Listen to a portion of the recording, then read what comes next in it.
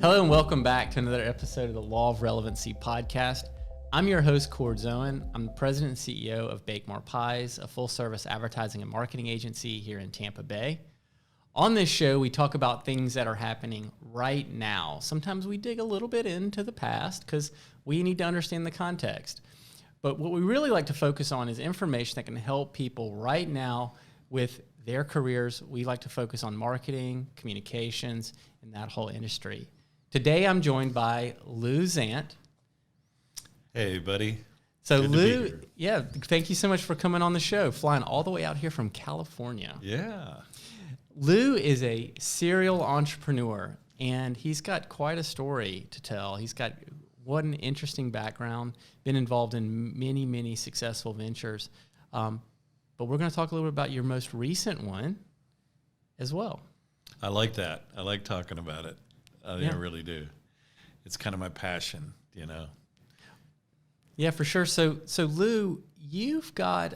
I met you not long ago, actually. Yeah, a few weeks ago. Yep, and I'm excited about your latest project. But you've got quite a background. Could you give us a little bit of information about what you've accomplished in your career?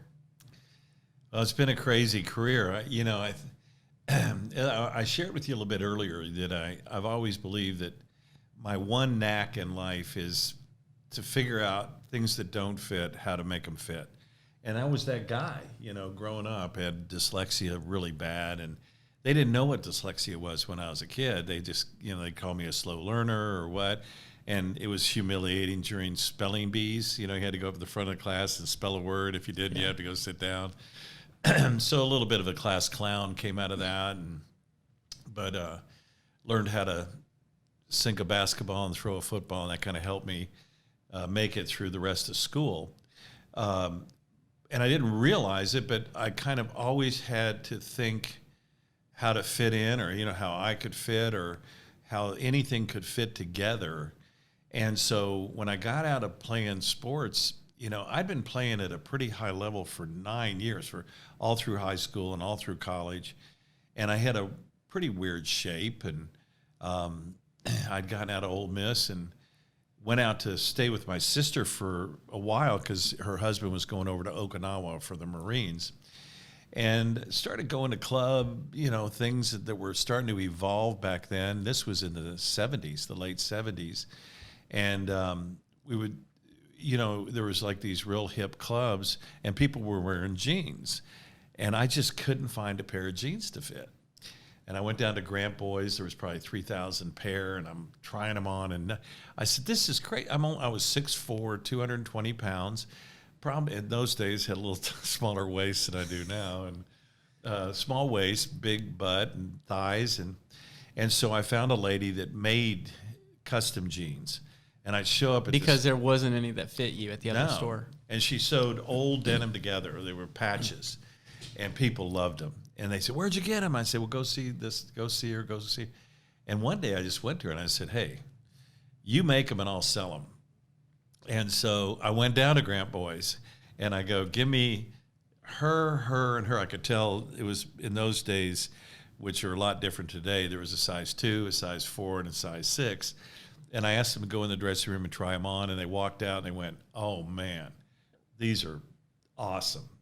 And these were the times when, like, there was a joke where you'd lay on the bed with a pair of pliers to try to zip them up. Tight jeans were right. I remember those. Yeah, that was like the thing.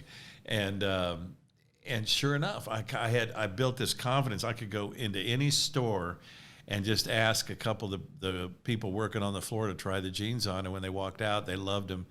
And so I would throw a half a dozen pair in my car and take off from Orange County. We were in Newport Beach.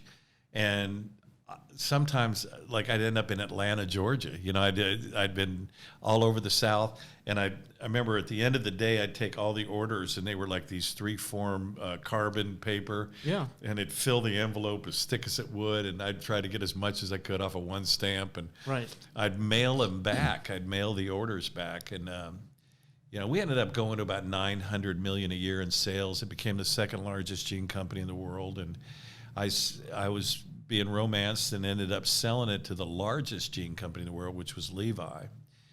And then I noticed just how much I missed the business, and I didn't fit into corporate America at all. Mm-hmm.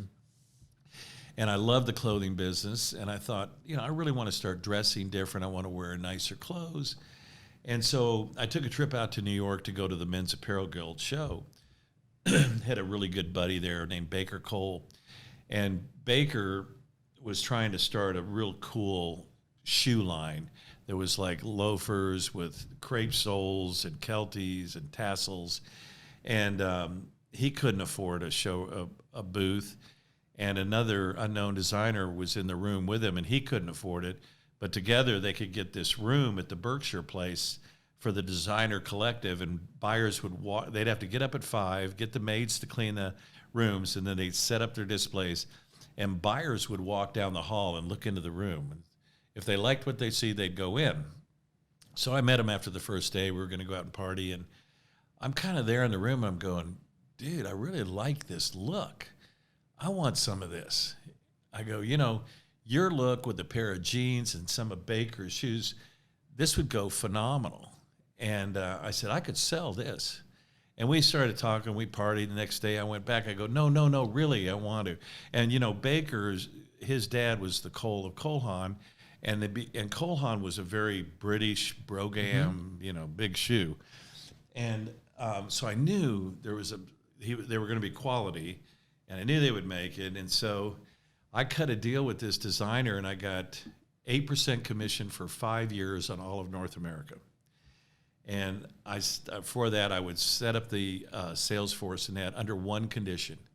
I would be the fit model for extra large. And he agreed. And his name was Calvin Klein, and he ended up doing really well. I've heard of him. Yeah, the clothes started checking at retail, and it was a great ride. And then one day, the whole clothing industry went to pot with consolidation, which is a little bit what I'm worried about in the wine business right now, that consolidation. So I went on and new ventures, started a couple other projects over the years, and yeah, it's been fun. I did direct sales. I did alternative medicine. In the 90s, I hit technology hard, pioneered a lot of speech rec because of being a dyslexic. I knew that was the future for guys like us that had trouble. And yeah.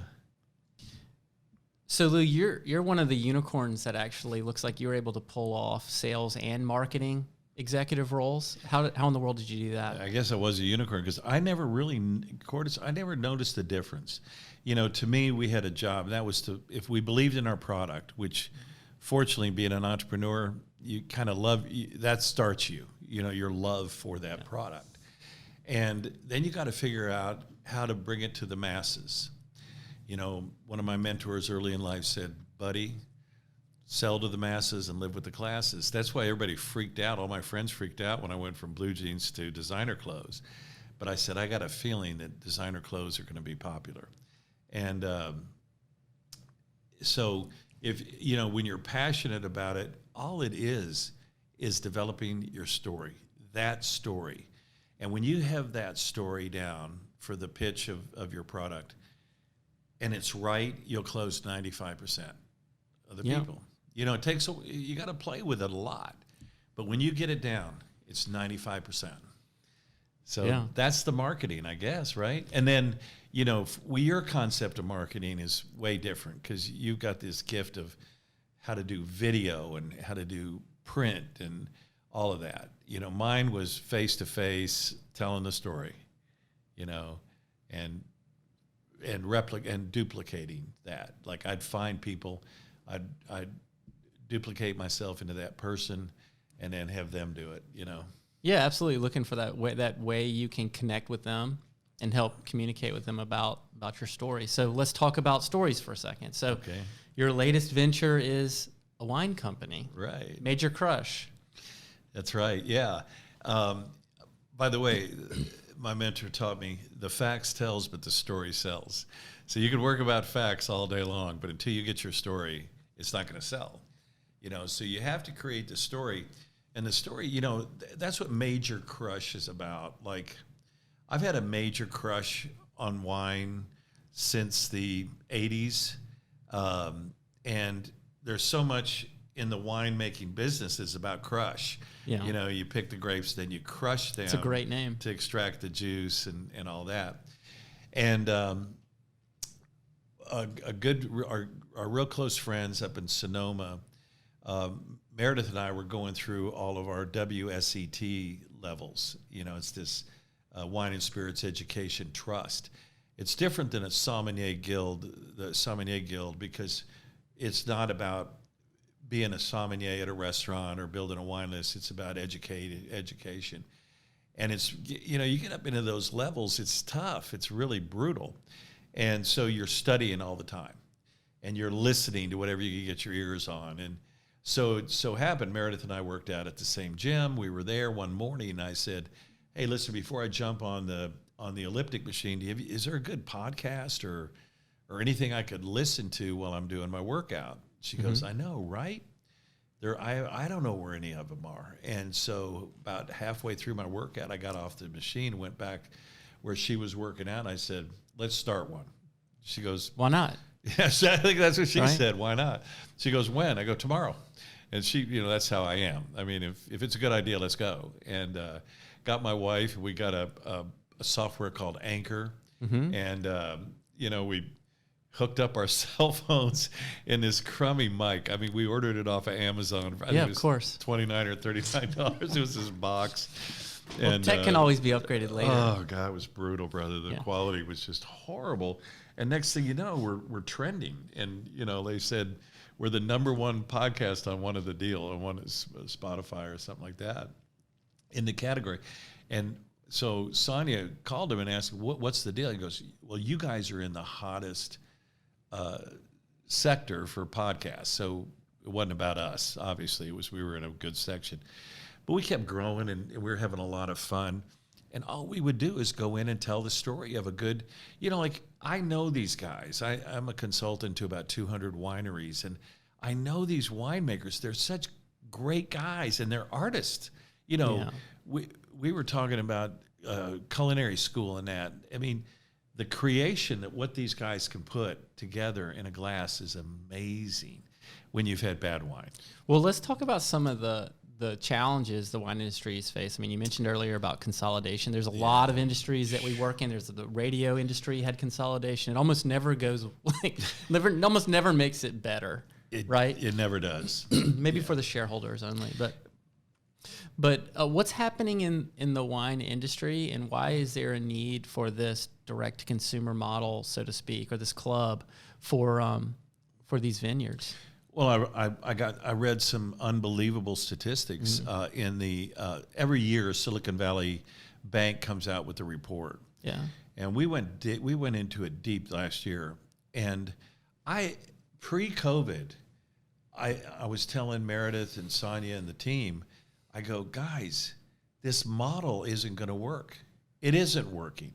It's the same model that wineries have been doing for 25 years. Yeah. You know, you got to get on a plane from Tampa, Florida. You got to fly to San Francisco, Sacramento, or Oakland. You got to shuttle up to the wine country, stay in a very expensive hotel, hire a driver, go around to the various wineries, pay $25 to $75 per person per tasting, and if you like a couple of their wines, you join their wine club, and the average is 28 months. People get up because they're tired of those same wines. Right. And I go, guys, they can't do it. Well, COVID hits, and sure enough, now what are they going to do? Nobody was coming to the wine country. Right. And they couldn't open. They have no distribution at that point. So they start playing around with virtual and that, and they're doing a horrible job. Even myself. Meredith and I did some, and it was terrible. Well, I started thinking, we're growing. We need some sponsors. But all those guys that I'd listened to and studied when I was studying, they need a place. They need a platform. Right. And we've interviewed John Ash, who's the father of wine country cuisine. And, you know, we've interviewed Greg Brewer from Brewer Clifton, and that year he wins Winemaker of the Year in the United States. And my girlfriend, Lane Tanner, down in Santa Rita.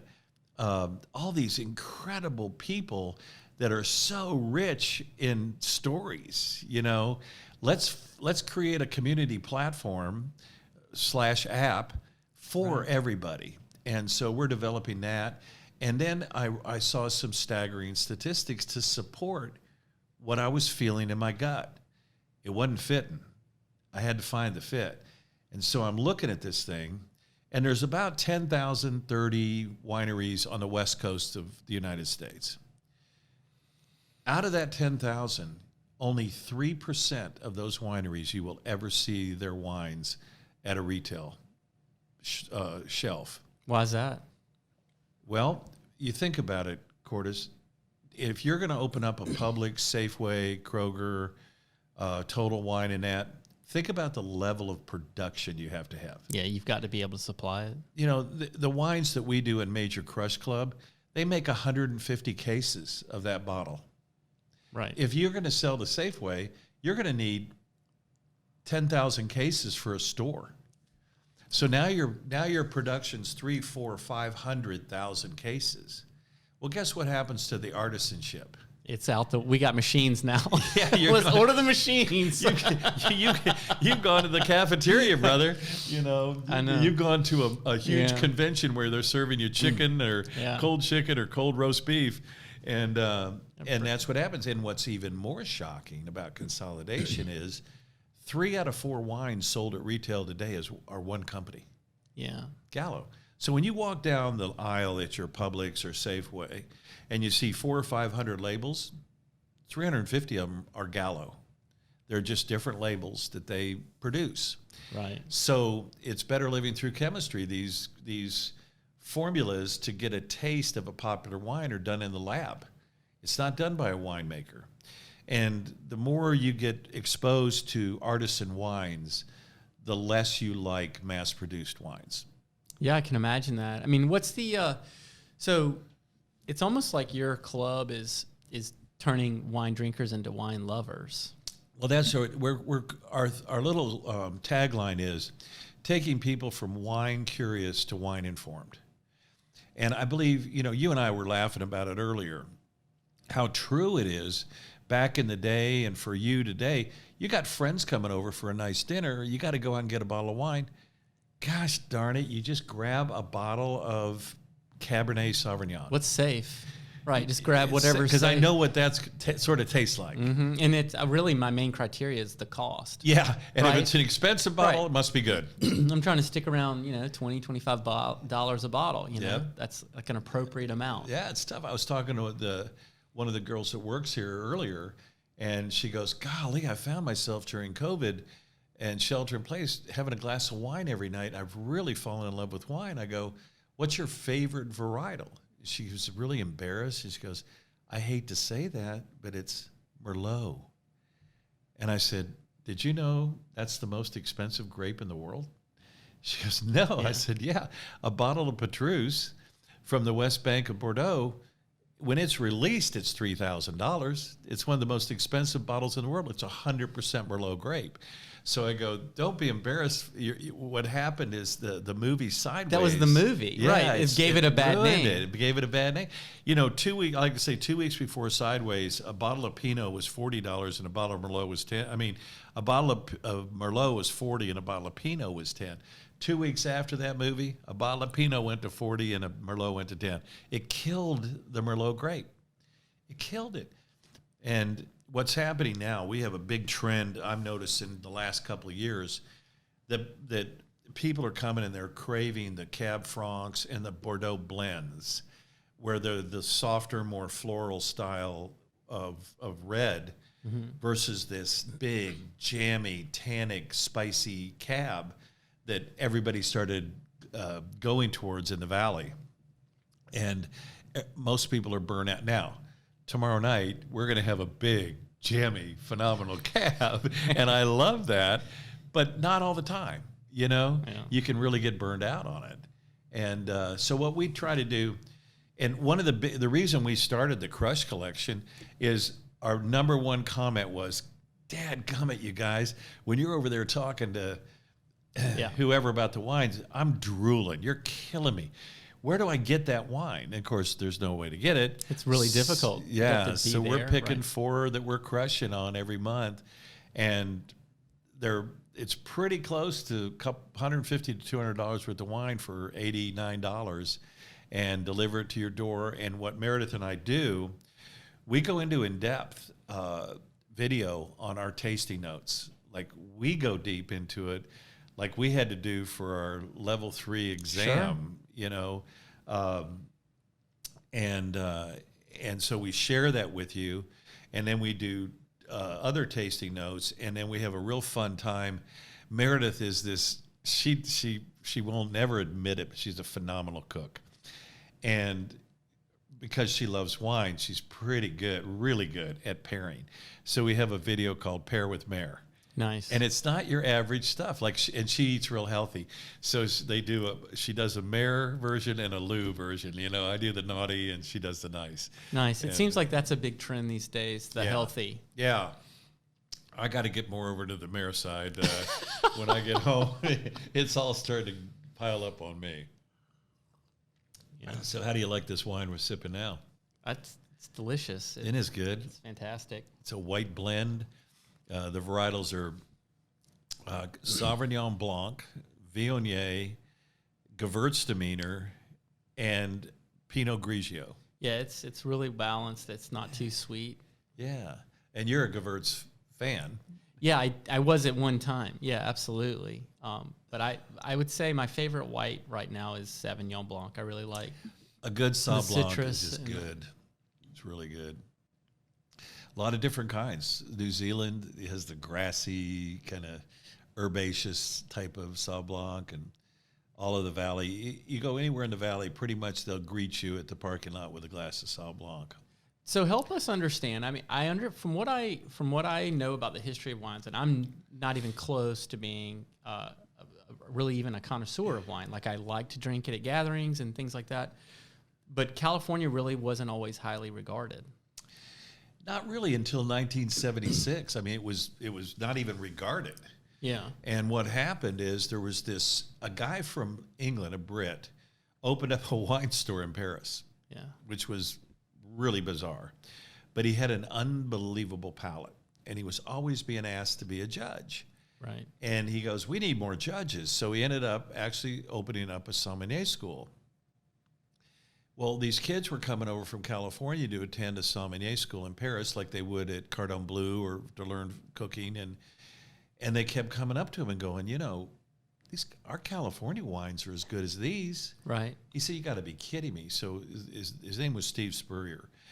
He flies to San Francisco, goes up into the wine country, and we like to blame him. He was the first one to ever pay for a tasting. Because in those days, you pulled up to the barn or, you know, where the winery was, right. and the winemaker would come out and meet you, and there'd be a jug somewhere, and he'd pour out of the jug and pour you a glass, and he's tasting this wine. He's going, oh, my gosh. So he takes 11 whites and 11 reds, and he flies back over to Paris, and he puts on a blind tasting. Yeah. And he has the top chefs, the top sommeliers, the top wine writers, and they do a blind tasting of California versus France. And an $8.80 bottle of Chateau Montelena beat out a $440 bottle of Petrus Montrachet, a 3-year-old, which is unheard of. The vines were 3 years old on Stag's Leap. That beats out the top Bordeaux, Chateau Lafite, and California swept it. And it was funny. It's funny to watch the videos of it because they'd sip and they go, oh, that's. So there's videos we can watch of this? There's a movie called Bottle Shock, but it's not. It's kind of more of a play on it. They're coming out with the documentary. It's called The Judgment of Paris, 1976. So Silver Oak and Chateau Montelena wins, right? Well, the guy from Time magazine releases it, and the wine writers. The next thing you know, these poor wineries are getting blown up by every wine store in the country, and California wines were on the map. Never be the same ever Never again. been the same. You know, Ridge, and I could list them. Who won the best Zinfandel? Who won the best Merlot? Who won the best? My real close friend Ron Fenolio, who's the Jacuzzi family, his Chardonnay won the most French-like. And it was from Mount Veeder. It was off of Mount Veeder there in Napa, where the grapes came from. But it seems like it kind of logically makes sense, though. I mean, isn't it the ideal climate? It really is. It is more of an ideal than say, Bordeaux, because Bordeaux has violent fall. This is why they have to pick the grapes so early, because that's the nature of that area of France. Very violent storms, hail and all that come in the fall.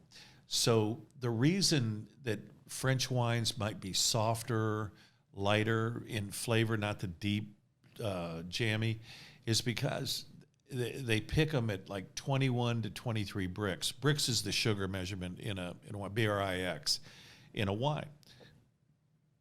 Man, in September, October, it gets up to 105, 108 degrees in the valley, 115 in Calistoga some days. Cool nights, 50-degree nights. So they're maintaining. But that sun is driving the sugar in those grapes up. And they shut the water off halfway through the season. So they're stressed.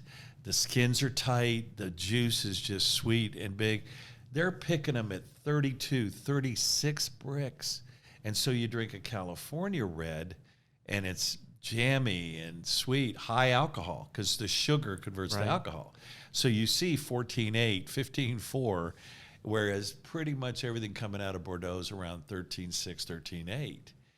But it's beautiful, I love well, that's Bordeaux. part of the variety, right? Yeah, it's the variety. So you still get the difference. So being a sales and marketing guy, you recognize that there was potentially a need for this club that would give access, because really you're talking about $200 worth of wine, but that's if you bought it at a retail store. At a retail store, like you were there. If you could find these. Right. So like you would have to be in Sonoma to find this for $200. Pretty much at the winery. Right. But so if I wanted to get it without a club, I would have to order from this one, pay for the bottle and shipping and handling. Right. And then this one. So it's really more like $400 if I wanted to order it direct. Kind of true. And you still deliver a virtual experience through your podcast every month.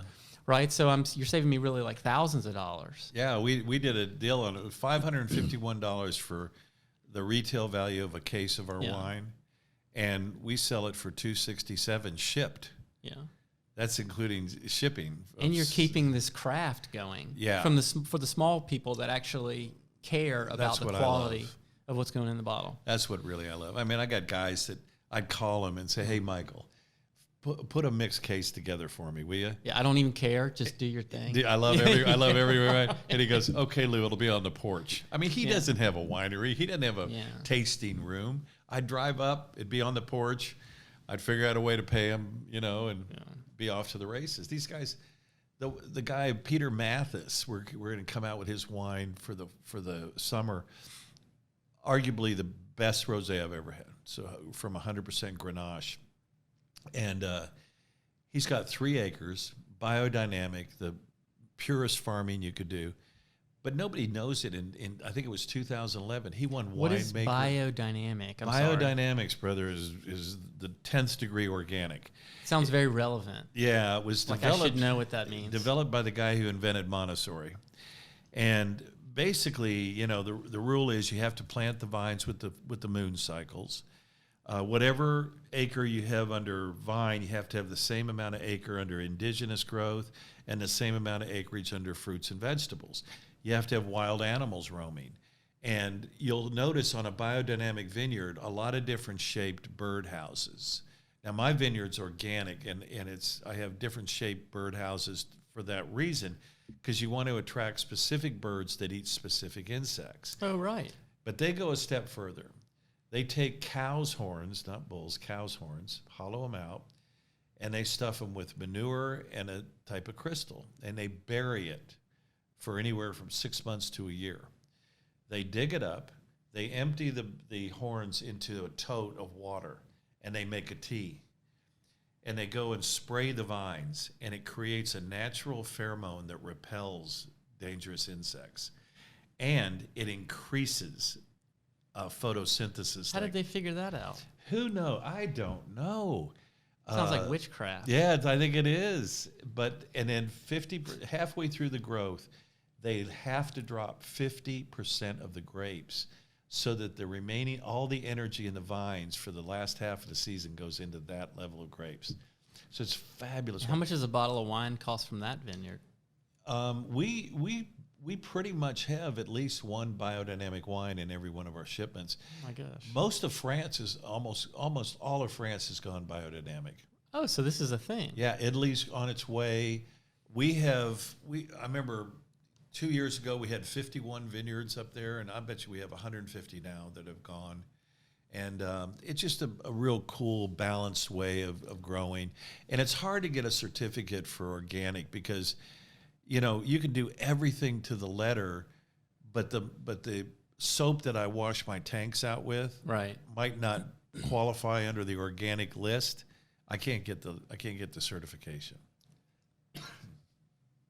Well, it does seem like there's, you know, I think there are some parallels in some of the other industries, you know, like, so it seems like even with the organic designation, it seems like there's a lot of people out there that are doing things to sort of game the system to get the organic piece, right? Yeah. But it sounds like this biodynamic, I mean, if we can create some kind of a way to control insects, right, that might use something that may kick you out of the organic or whatever, that's not necessarily a bad thing. No, it's really a great thing. And then, you know, the birds are helping. You have hawks and owls that'll take care of the critters.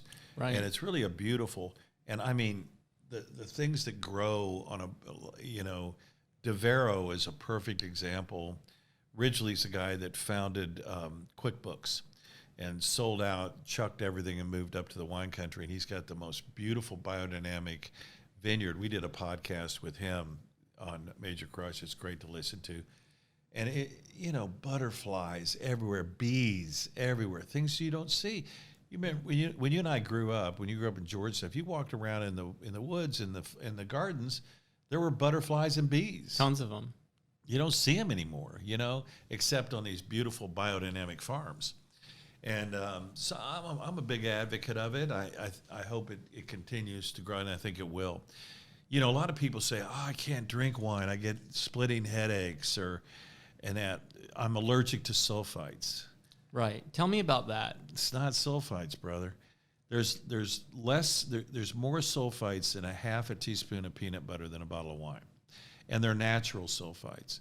The thing that's causing the headaches is a combination of Roundup. It's a negative effect of the spray they use. Really? On the grapes, yeah, and a thing called residual sugar.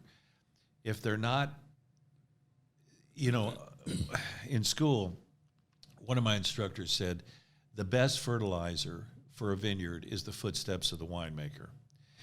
And if a winemaker's not paying a lot of attention all the time during growing season, sure, you're not going to come out with the premier grape. Well, you go down into the Central Valley and drive down 101, you go for miles of rows of vines. And you see planes flying over them dropping stuff, and you see gigantic tractors picking them, and they go into massive tanks, and they're produced in a lab to put it out. I mean, and that's what's at the grocery store. That's at the grocery store. Right. And they put mega purple in to get it a better color to look like a high-end wine. I mean, the Gallo factory down in south of San Jose, they have a turnaround driveway, and the trucks are lined up. They drop off 1 million gallons of juice a day. At any given time, that plant has 100 million gallons of grape juice. So where's the artisanship? Yeah, there's not. And I would assume that the reason that those wine clubs exist at the vineyards is because people who visit the region understand that there's a difference in the quality. Oh, they go back in the barrel room, and you thief some wine out of the barrel, and you go, oh, okay, you get it. You know, you just know. It's so cool. That's great. So you've recognized quite a few opportunities in your career. How strongly do you feel about this one? Well, I didn't know this either, but wine is the most consumed liquid in America. more than any other soda pop or anything like that. And I do believe 99 out of 100 people that you'll run into on the streets are they'll say exactly what you said earlier in the podcast, what I said before I started taking it on. I'll probably buy a cab. Yeah. I don't know. I've never had a Grenache. I've never had a Mourvèdre. It sounds risky. Like, I don't know if I want to go there. Yeah. And by the way, if you're buying it at Publix, it's probably risky, Yeah. But this world, obviously, why the first thing God told Noah to do when he got off the ark is plant your vines. It's been a big part because the juice represents blood in Christianity. It's there thousands of times. Yeah. Right. And, it's really cool when you study how the Rhone Valley was discovered. And, it was called the highway from hell because the Roman soldiers would come up that way. Mm-hmm.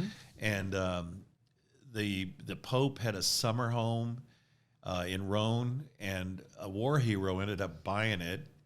And he goes, what's going on here? You got Côte Rôtie with the greatest Syrah I've ever tasted. And then you go down to Hermitage in central Rhone, and you have these Grenaches that are just bright and beautiful acid. And then you go down and you got Mourvèdre, which looks like it's spelled Mourvèdre. And he goes, gosh, and you have these other beautiful Marsanne, Roussanne, Viogniers. I'm going to have to blend them. And they go, oh, what? You're going to blend wine? And he put together Châteauneuf-du-Pape, which is the castle of the Pope, named it after his deal. And I mean, it's one of the most famous wines in the world. Some monk was in the woods in Bourguignon and saw this weird grape that had a real tight cluster to it, went back and juiced it, and it was Pinot Noir. Yeah. And he discovered Pinot Noir, Pinot Grigio, it migrated from Hungary. It was a Tolkai grape, became a noble grape in Hungary, migrated to Austria, became a noble grape in Austria, went to Alsace. Then in France, became a noble grape, and they called it Pinot Gris. And in Italy, it became a noble grape and called it Pinot Grigio. I mean, if this grape's made it that far, it's a pretty daggum good grape. Right. I think what you're talking about is you've recognized that there's this industry in this world of wine that's basically been with us for thousands of years as humanity, right? And so it seems like you've identified there's like this need for innovation. Yeah, and if you think about it really, and I almost think this is one of the mandates of God, and church is about assembly, community in a good sense. Wine creates community. That's one of the things we've really discovered at Major Crush. And you'll hear us refer to it a lot. And that's where we want to eventually evolve, where we create, call it an app, but it's going to be beyond an app. It'll be a platform for community. And what helps you is, like anything, is to learn more about it. Sure. So you're learning on the podcast, you're learning on the tasting notes. Let's say now you all of a sudden start liking Pinot Noir. We got to know why. Why do I like this so much? So you'll be able to go on the platform and go into a room, a hangout on Pinot. And there'll be my boy Efren Glago from Wrestler, and he'll be talking about his Pinots. And Pinot Noir is so hip because for some reason I'm a Pinot savant, and I can even now identify the clone that the grape came out. So, I was over at Wrestler, and they put 5 wines out in front of me, and I nailed them. I go, this one's Green Valley, Sonoma Coast. This one's Carneros. This one's Santa Lucia Highlands. This one's Santa Rita. And you taste these and because they've got either strawberry on velvet or they've got this beautiful dirt soil coming through and all these features. And it now, Pinot is a whole new world. Like this bottle that I brought for tomorrow night, you're going to freak out. I'm excited. It's So you're obviously, anybody listening to this podcast, I'm sure will agree that you sound like a wine expert. You have the certificate. Yeah, you are a wine expert, right? Certificate, yeah. So,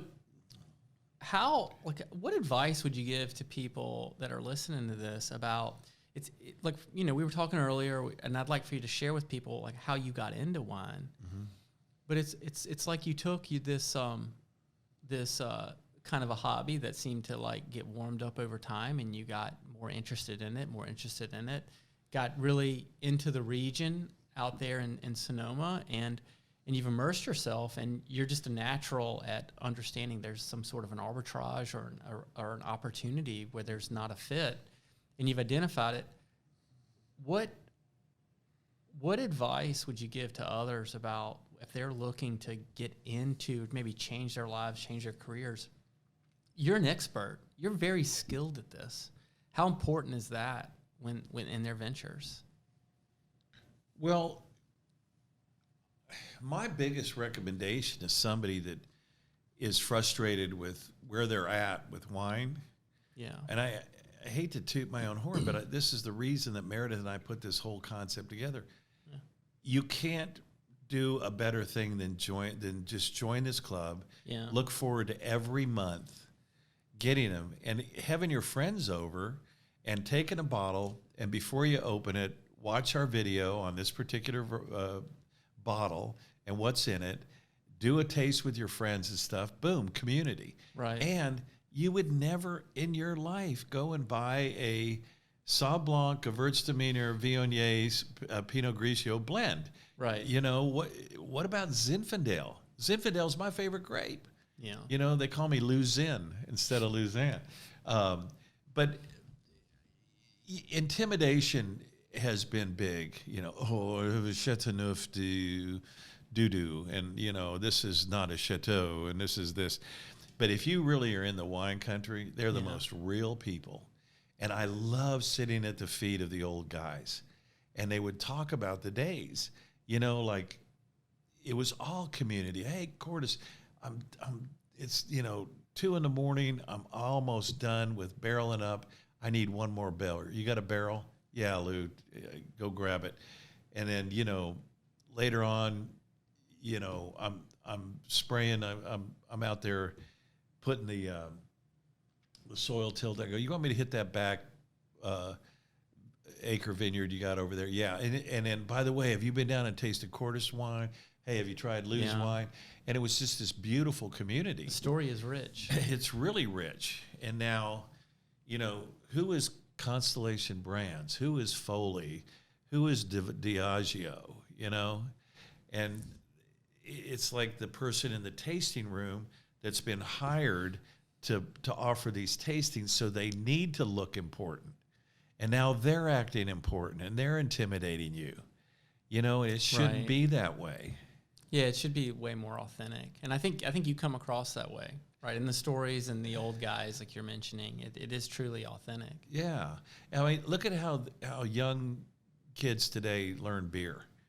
I mean, my sons can tell you hops, where the hops came from India, and, there's a Pilsner and an IPA. They're like sommeliers for beer. That's right, yeah. Because they're interested in it. And with our Blank Wine Club with Josh and Lars, that's who it's designed for. This is we put the blank label on. Tell me about that, because I think that's really relevant, right? So what's going on with Gen Z? Well, I'll tell you what, for the first time, they've taken over baby boomers in buying. Really? Yeah. So millennials buy more wine. More wine and pay more per bottle, and 2/3 of them are women. Kind of interesting. But one of the things that they struggle with, and they did this with beer, they want to know why they like or don't like a particular beer. Sure. Why do I like an IPA over a Pilsner, and why don't I like an IPA over a Pilsner? So what's been confusing, the only real exposure they've had to wine is mom and dad. And what Josh and Lars are saying is, hey, that Chateau on the bottle of mom and dad's wine is about 30 years old. It's not 300 years old. It was this brand. It got popular. This is what they buy at Best Buy, at Total Wine and that. And so they embrace the theory of taking people from wine curious to wine informed in another way. And every single day when you're in studying for your certificates, you have to identify 4 things. what is the acid, meaning, is there fruit? Is the fruit bright? The pH is what it is. You have to go deep into color. And I go, God, hey, it's yellow. No, it's not yellow. It's light yellow. It's gold. It's whatever, because the color is telling a story. The third thing is the texture. I always put the first couple of sips on my tongue, lay it evenly, and I close my eyes and I'm thinking, all right, where do I feel this? Is it thin? Is it got good texture?